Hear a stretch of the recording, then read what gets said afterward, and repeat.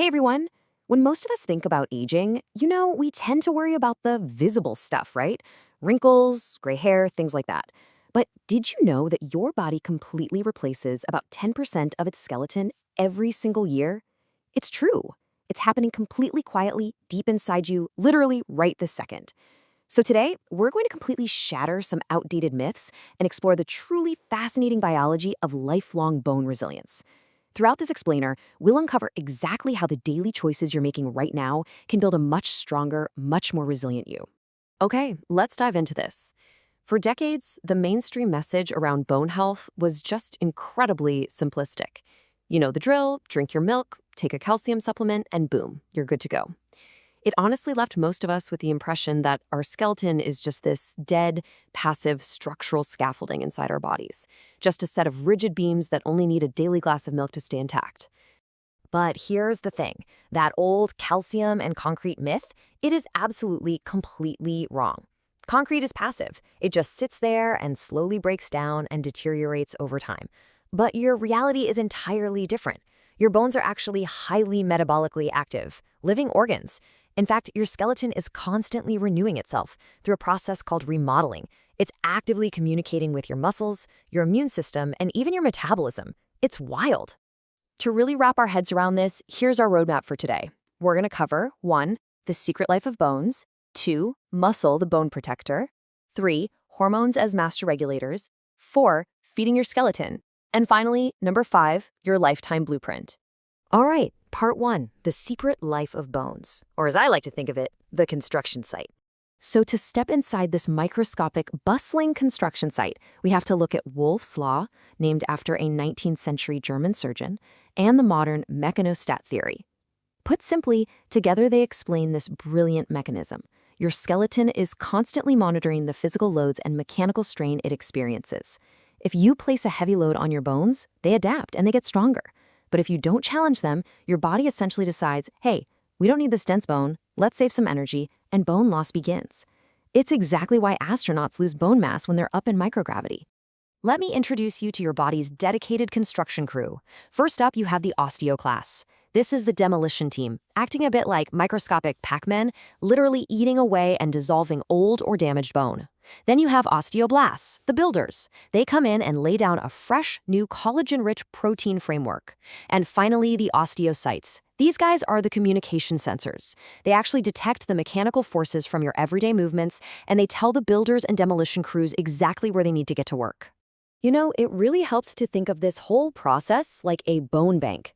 During your childhood and teenage years, your builder cells are just working overtime. You're making rapid, heavy deposits. By your late 20s or early 30s, you hit what we call peak bone mass. But as we cross into our 40s, the balance shifts. The demolition cells, they keep working just fine, but those builder cells become just a little bit less efficient. So we start making small annual withdrawals, losing about 0.3 to 0.5% of our bone mass every single year. Moving on to part 2. Muscle, the bone protector. This is all about supplying the blueprint. Okay, so if nutrition supplies the building materials, your muscles actually supply the blueprint that tells your skeleton exactly where and when to build. Now, we hear a lot about weight-bearing exercise for bones, but there's a really crucial difference we need to talk about here. Things like brisk walking or dancing, they are great weight-bearing activities, but the load is entirely predictable. Once your body adapts to that load, the stimulus for new bone growth just kind of stops. Resistance training, on the other hand, stuff like squats, deadlifts, and overhead presses, that is the absolute gold standard. Because you can progressively increase the weight, it continuously challenges both your muscles and your bones, forcing them to adapt and grow denser. Now, your muscles protect your bones in 3 super vital ways. First, every single time a muscle contracts, it pulls on the bone, creating that tension that stimulates growth. Second, it acts as a natural shock absorber during movement. But the third point is perhaps the most important one of all. Strong muscles improve your balance and your reaction time. Honestly, preventing a fall in the first place is often just as valuable, if not more so, than simply having dense bones. All right, part 3, hormones, master regulators. Essentially, managing the construction. Let's meet the management team of our construction site, your endocrine system. And it really blew my mind to see just how deeply these hormones influence our skeleton.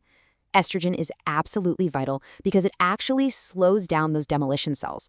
This is exactly why during menopause, when estrogen drops, women can lose up to 10 to 20% of their bone mass in just a few short years. Testosterone preserves mass in men, which is why declining levels with age increase fracture risk. We also have vitamin D and parathyroid hormone working perfectly together to keep calcium levels balanced in the blood. And hey, don't ignore cortisol. Chronically high stress hormones actually suppress bone formation while speeding up the breakdown process.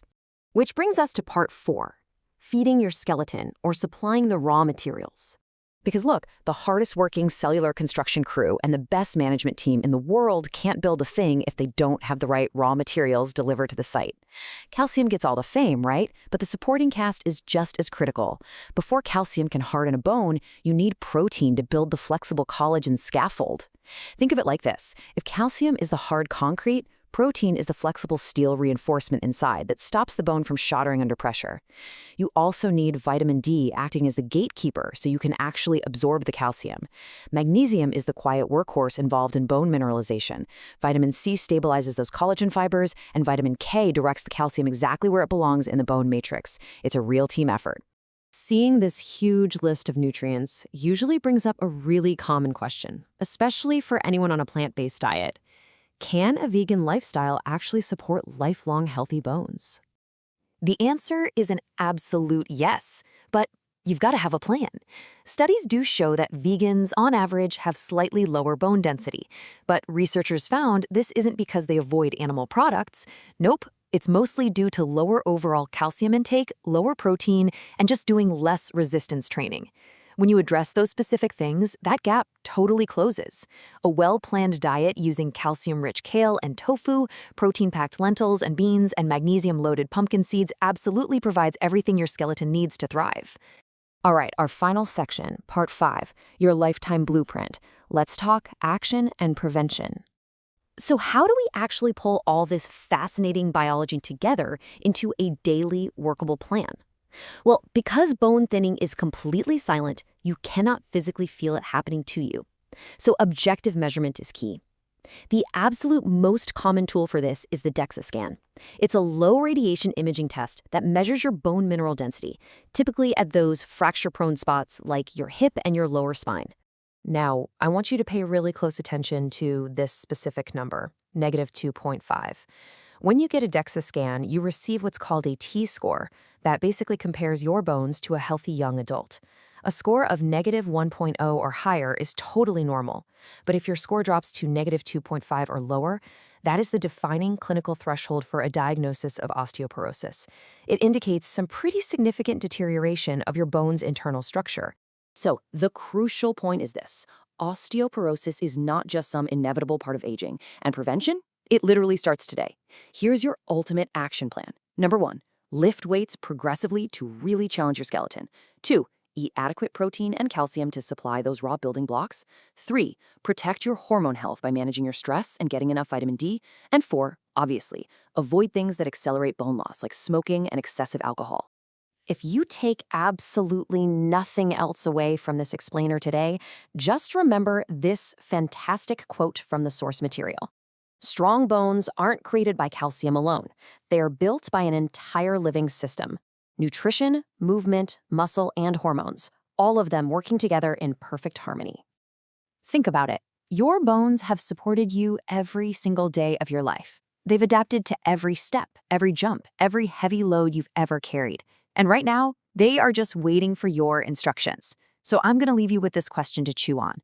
What signals are you sending your skeleton today? Thank you so much for exploring this with me. And hey, keep building a stronger, more resilient life.